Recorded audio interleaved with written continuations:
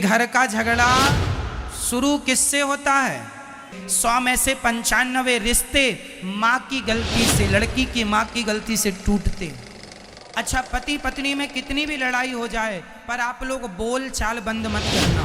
घर का झगड़ा शुरू किससे होता है? किसी के घर का झगड़ा स्त्री से शुरू होता है और किसी के घर का झगड़ा पुरुष से होता है। मैं केवल यहाँ दोनों को ये निवेदन करूँगा कि यदि पुरुष झगड़ा शुरू करता है तो जब आपको पता है कि मेरे पति की ओर से झगड़ा होता है तो फिर आप उस झगड़े की आग में घी क्यों डालती हो? आग तब ही भड़कती है जब उसमें घी हो। यदि घी नहीं होगा तो आग बुझ जाएगी। यदि पति आग लगा रहा है तो पत्नी को चुप रहना चाहिए। आप चुप रहेंगी, झगड़ा शुरू तो होगा पर आगे बढ़ेगा नहीं, खत्म हो जाएगा। और यदि स्त्री आग लगा रही है, स्त्री झगड़ा कर रही है, तो पुरुष को समझदारी का परिचय देना होगा, आपको चुप रहना होगा। यदि गृहस्थी को बचाना है तो दो में से एक को समझदार होना ही पड़ेगा। दोनों मूर्ख हुए तब तो गृहस्थी चल ही नहीं सकती। चलेगी बताइए? इसलिए दो में एक को समझदार होना चाहिए। इसलिए या स्त्री समझदारी का परिचय दे या पुरुष समझदारी का परिचय दे। ज्यादा बोलने से विवाद होता है। गृहस्थों में आप बहुत गंभीरता से विचार करेंगे तो आप इस नतीजे पर पहुंचेंगे कि ज्यादा बोलने से विवाद होता है। ज्यादा ना बोला करिए और रिश्तेदारों से भी ज्यादा बातें ना किया करिए। और एक चीज और बताऊं, पति और पत्नी दोनों को अपने घर का भेद कितना भी खासम खास हो, कोई हो, तुम्हारा अपना ही क्यों ना हो, घर के भेद कभी किसी से नहीं कहने चाहिए। घर की बातें, आजकल स्त्रियां पति पत्नी में जरा सा विवाद हुआ जाके पड़ोसन से कह आती हो, तुम तो कल पति पत्नी मिलके एक हो जाओगी, पर पड़ोसन को तो तुम्हारी औकात पता चल ही गई ना। वो तो सदा ताने, अरे हमसे ना ज्यादा झाड़ो, हम जानते हैं तुम्हारे पति को, हम जानते हैं तुम्हें, तुमने क्योंकि बोल दिया था। सारे घरों में झगड़े होते हैं, हर घर में। इसका अर्थ ये नहीं कि तुम अपनी बातें जाके पड़ोसन से कह लोगी, रिश्तों में कह लोगी, किसी से ना कहा करो। अपनी घर की बातें, घर के आप लोग अपनी समझदारी से अपने रिश्तों को ठीक करिए। और तलाक देना और लेना ये किसी भी समस्या का समाधान नहीं। तलाक लेके क्या करोगे? माँ बाप के घर बैठोगी? बेटियों से मेरा सवाल है, तलाक लेके कहाँ जाओगी? अपनी मम्मी के घर बैठोगी कब तक? मम्मी जब तक जिंदा है तब तक तुम्हारा सम्मान है। माँ मर जाएगी फिर तुम्हारी भौजाई तुम्हें सम्मान करेगी? सम्मान भी देखो, एक दिन जाओ, 2 दिन जाओ तो सम्मान होता है। घर पे ही पड़े रहो किसी के तो सम्मान नहीं होता। बोलो हाँ या ना? साल में एक बार के लिए घर में भाभी आ जाए, भौजाई आ जाए, ननंद आ जाए तो भाभी भी सम्मान, आओ दीदी, आओ दीदी, आओ बहन। और 2-4 महीने के लिए बोल दे जाऊंगी नहीं तो टेंशन हो जाती, यहीं खाएगी अब। इसलिए मैया बाद में लड़ लेना अपनी भौजाई से। अभी सुन लो, केवल कुल मिला के बात यह है, मैं सारी यहां बेटियों से बात करना चाहता हूं, बहुओं से। कई बार बहुएं अपनी माँ के कहने से अपने पति को छोड़ देती हैं। माँ ने कहा तेरी ससुराल अच्छी नहीं है, पति लड़ता रहता, आजा, हम जिंदा हैं, हम तेरा पेट भरेंगे। ये मम्मियों को पता नहीं कब अक्ल आएगी। बेटियां बताओ, आपसे सवाल है, बेटी अपने पति के साथ सुखी रह सकती है कि अपनी माँ के साथ? ज्यादा सुख उसे माँ दे सकती है या उसका पति? जोर से एक स्त्री का मां के साथ रहना उचित है या खुद के पति के साथ रहना जायज है? कहां रहना चाहिए? बोलो मेरी मां। अरे सिर ना हिलाओ, बोलो मेरी मां। किसके साथ? नहीं निकल रही आवाज। किसके साथ? मां के साथ, पति के साथ। हर स्त्री की भलाई पति के साथ रहने में है, ना कि मां के साथ रहने में। तुम पति को छोड़ के मां के साथ, तुम्हें ज्यादा अपनी मां की गर्मी है ना कि मेरी मां, मेरे मायके में तो सब कुछ है। हम कोई भीख थोड़ी मांगते थे, हम तो 56 भोग खाते थे। तो तुम्हें भी 56 भोग तब तक ही मिलेंगे जब तक मां जिंदा है। मां मर जाएगी, कुत्तों सी जिंदगी जीना पड़ेगा। हाँ या ना? फिर इसलिए अपनी भलाई चाहती हो तो अपने पति की बात मानो, अपनी मां की नहीं। जिन जिन बेटियों ने अपनी मां की बात मानी, शादी के बाद उनका घर उजड़ा है। शादी के बाद लड़की को अपने पति की बात माननी चाहिए। यदि अपने माँ बाप की बात मानेगी तो मैं लिख के दे दूंगा स्टाम्प पेपर में, जो लड़की अपने माँ बाप की बात मानेगी उसका घर कभी बस ही नहीं सकता, चाहे वो कितनी भी समझदार क्यों ना हो। माँ बाप के हिसाब से घरों में बाग नहीं लगेगा, आग लगेगी। इसका एक जीता जागता मैं उदाहरण दे सकता हूं आपको, कहो तो दे दूं? दे दूं? तो सुनो, ये कथा मैंने एक दिन सुनाई थी, पर इस मुद्दे पर नहीं सुनाई, इसलिए इस मुद्दे पर दोहरा देता हूं। महाभारत का युद्ध एक लड़की के पिता के कारण हुआ है। कौन है वो लड़की और कौन है वो पिता? सुन लो। महाराज शांतनु मत्स्यगंधा पर मोहित हो गए। कथा हमने सुनाई थी, केवल स्मरण कराएंगे आपको, समय पूरी सुनाने का नहीं है। केवल इतिहास से हम आपका परिचय कराएंगे कि जिस लड़की ने अपने माँ बाप की बात मानी उसके जीवन में परिणाम क्या हुआ। महाभारत की जननी कौन है आज मैं आपको स्पष्ट कर देता हूं। भीष्म पितामह गंगा पुत्र हो चुके थे। शांतनु का एक बेटा था, 14 साल की उम्र थी। भीष्म पितामह की उम्र कितनी थी? 14 साल का छोरा था भीष्म पितामह की उम्र। ये गंगा पुत्र थे। शांतनु गंगा जा चुकी थी, अपनी पत्नी के वियोग में ये तड़पते थे। एक दिन एक महिला इन्हें मिल गई, बड़ी सुंदर थी, उनसे विवाह करने का मन हुआ। उसका नाम था सत्यवती। मत्स्यगंधा भी कहते हैं, योजन गंधा भी कहते हैं। कई योजन तक उनके शरीर से खुशबू निकलती है, इसलिए योजन गंधा भी कहते हैं। ठीक है, मछली की गंध आती थी इसलिए मत्स्यगंधा भी कहते हैं। सत्यवती नाम है।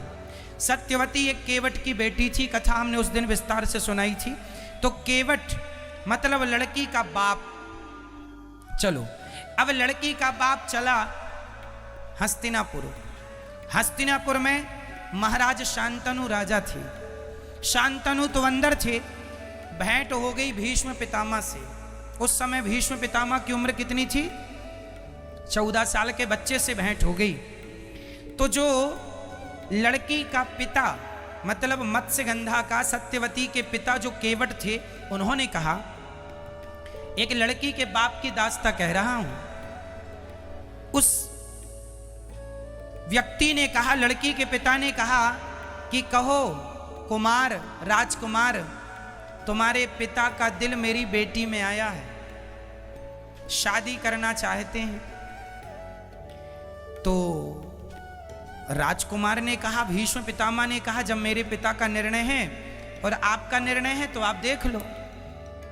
तो लड़की के पिता ने कहा कि मैं शादी तो कर दूंगा, पर मेरी बेटी तो इस घर में नौकरानी बन के रहेगी। क्यों? क्यों नौकरानी बनेगी? भीष्म पितामह ने पूछा। तो लड़की के पिता ने कहा आप तो राजा के पहले बेटे हो, राजा तो आप ही बनोगे, और हमारी बेटी का जो बेटा होगा उसकी तो कोई पूछ नहीं होगी। तो भीष्म पितामह ने तुरंत प्रतिज्ञा की, मेरे पिता की खुशी यदि इस महिला से है तो मैं आपको वचन देता हूं कि मैं कभी विवाह नहीं करूंगा, मैं कभी विवाह नहीं करूंगा, और इस गद्दी पर आपकी बेटी से उत्पन्न हुआ बेटा ही बैठेगा। ये देवताओं को साक्षी मानकर 14 साल के बेटे ने प्रतिज्ञा कर ली। इसी का नाम है भीष्म प्रतिज्ञा। अब सुनो, सत्यवती के बेटे हुए, उनके कोई संतान नहीं हुई। फिर संतानें व्यास जी के द्वारा हुई। धृतराष्ट्र, पांडु धृतराष्ट्र बैठे सत्ता पे और धृतराष्ट्र को पुत्र। यदि भीष्म पितामह उस गद्दी पर बैठते तो महाभारत का कभी युद्ध होता? हमेशा लड़की के माता पिता अपनी बेटी का भविष्य बनाने के चक्कर में वो ये भूल जाते हैं कि इनके ससुराल में किसकी हानि हो रही है, किसका भला हो रहा। वो केवल अपनी बेटी का भला देखते हैं। और तुम बेटियों को अपने पति का भला सोचना चाहिए कि आपके पति का जिसमें भला हो, आपका जिसमें भला हो, वो निर्णय आपको लो। क्योंकि ससुराल पक्ष जो मायका पक्ष होता है वो हमेशा एक ही तरफ से वो निर्णय देंगे जिसमें केवल आपकी भलाई है।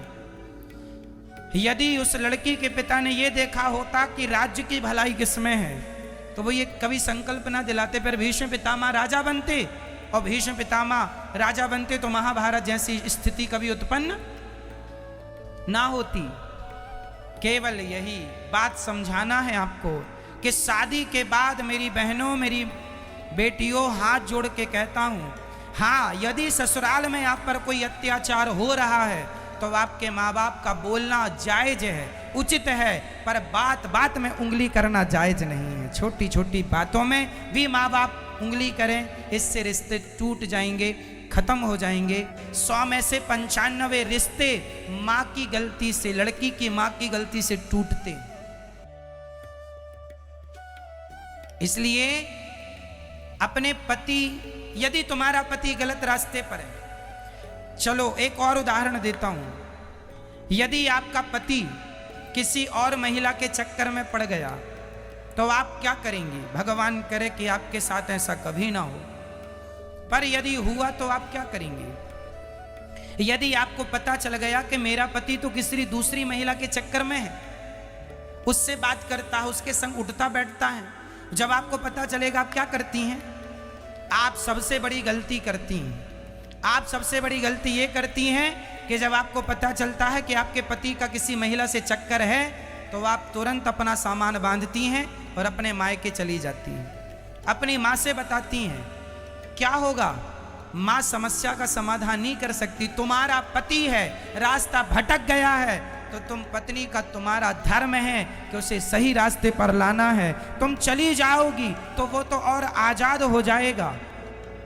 इसलिए उस समय तुम्हें अपनी माँ के पास नहीं, अपने पति के पास रहना है और उस महिला के पास जा करके उसे सबक सिखाना है। समझाओ प्यार से, बातों से माने तो बातें, कोर्ट कचहरी से माने तो वो, नहीं तो लातें कहाँ चली गई। ठीक है मेरी माँ? तो आपके रिश्तों में कभी ऐसी आग लगे तो आपको क्या निर्णय लेना चाहिए? क्या हमेशा अपने पति को बचाएंगी आप? और यदि पत्नी किसी पुरुष के चक्कर में पड़ जाए तो पति उससे बचाए।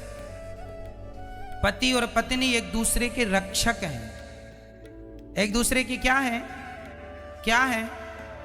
क्या है मेरी मां? पूरक, रक्षक। इसलिए कभी आपका पति एक तो रास्ता ना भटके, यही अच्छा है, पर रास्ता भटके तो आप तुरंत अपने पति कुछ भी कहे पर आपको उस महिला को सबक सिखाना चाहिए।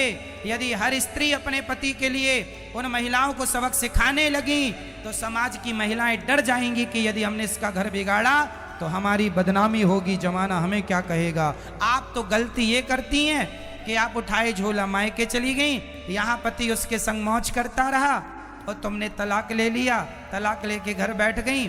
इससे तुम्हें क्या मिला?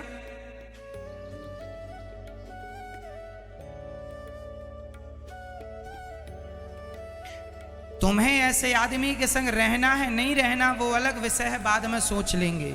पर अभी तो उसे उस वो आज के जमाने में न मैया कुछ स्त्रियां ये धंधा करती हैं पुरुषों को फंसाने का। हो सकता है तुम्हारा पति भी उसका शिकार हो चुका हो। आजकल मार्केट में ये बड़ा धंधा चल रहा है। जो अच्छे लोग हैं उन्हें ये महिलाएं अपने झूठे जाल वाल में फंसाती हैं। हो सकता है उनमें से आपका कोई अपना हो। इसलिए हर पुरुष से मैं निवेदन करूंगा, पराई नारी से सदा बच के रहो। पराई नारी कभी तुम्हारी सगी नहीं हो सकेगी। कभी पराया ना पराई नारी सगी होगी ना पराया पुरुष सगा होगा। अपनी पत्नी और अपने पति में ही विश्वास करना सीखो। यदि तुमने किसी और के आंसुओं पे चले गए तुम्हारा सर्वनाश हो जाएगा।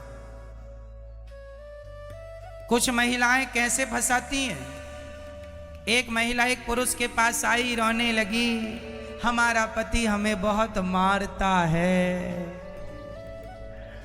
तो पुरुषों की तो दया बड़ी होती है। अच्छा बहुत मारता, आओ हमारे पास बैठो, कॉफी पियो, चाय पियो। अब वो नारी ने क्या किया, इसे कॉफी चाय पीते पीते ये उसके संग रहने लगा। बड़ा वो रोए कि हमारा मारता, हमें तो प्यार ही नहीं करता। तो ये बैठा सबका ठेका लेके कि मैं करूंगा तेरे से प्यार, अब तेरा पति तो करता नहीं है। और ये इस चक्कर में बेचारा बड़ा दयालु बन रहा, अपना विनाश कर रहा। इसकी पत्नी को पता चला, इसने देख लिया कि ये तो दूसरी महिला के संग बैठा। तो इसकी पत्नी ने तुरंत कहा, कौन है ये? बोलता है मैंने बड़ा धर्म किया है, बड़ा पुण्य किया है। कौन सा पुण्य कर दिया तुमने? बोले इसके पति ने इसको प्यार नहीं किया, बहुत डांटता है, बहुत मारता है, तो मैं इसको प्यार करता हूं। अब तुम भी मेरी पत्नी हो और ये भी मेरी है।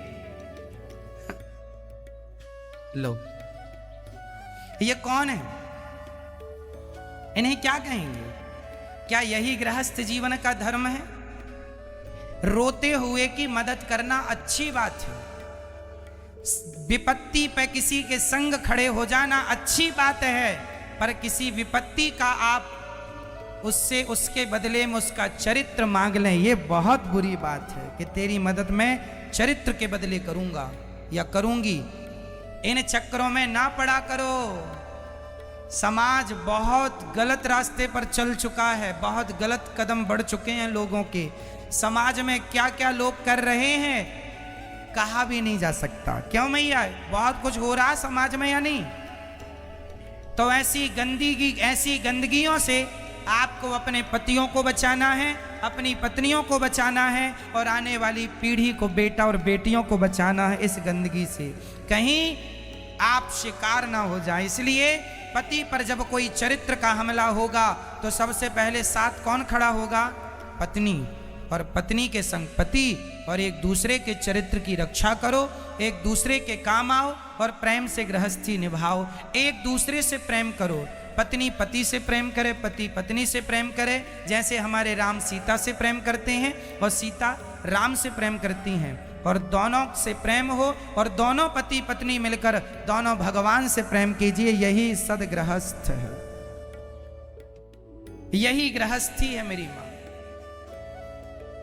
मैया समझ में आई बात?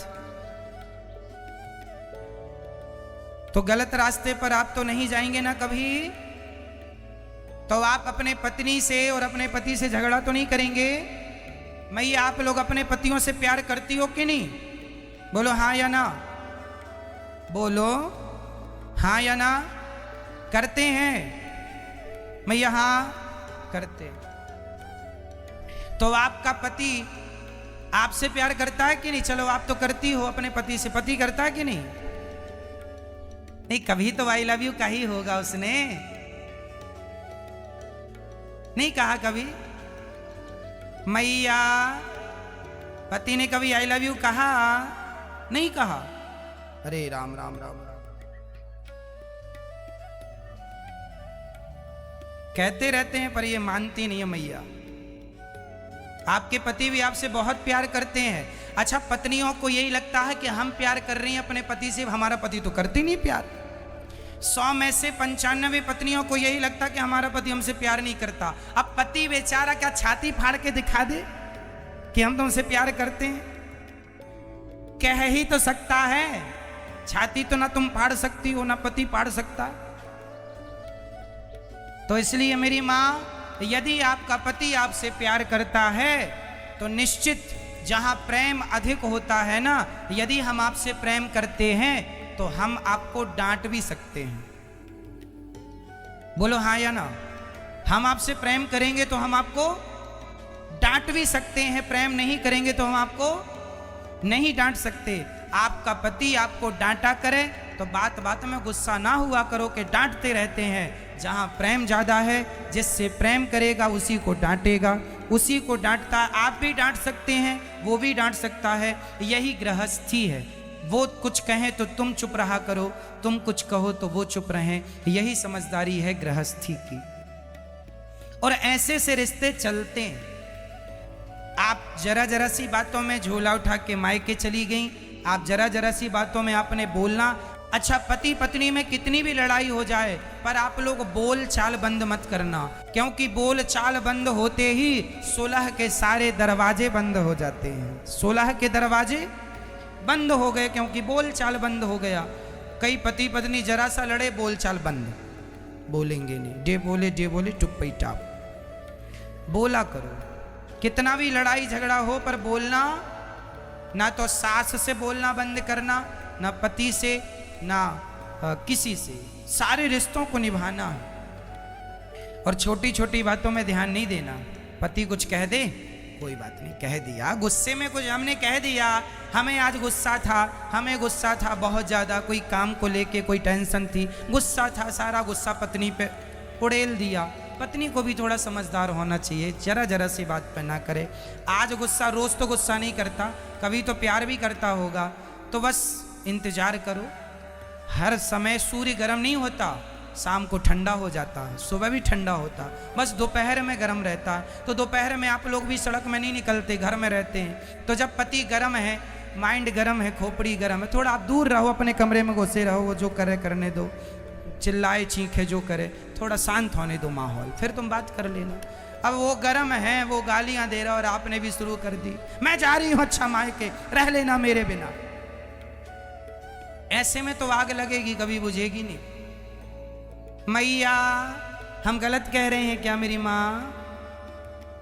नहीं, तो फिर आप करोगी ना, जो बात कह रहे हैं उसका पालन करोगी ना? ठीक है। तो पति कुछ बोलेंगे तो आप क्या करेंगे? डे बोले हम चुप ही टाप रहेंगे।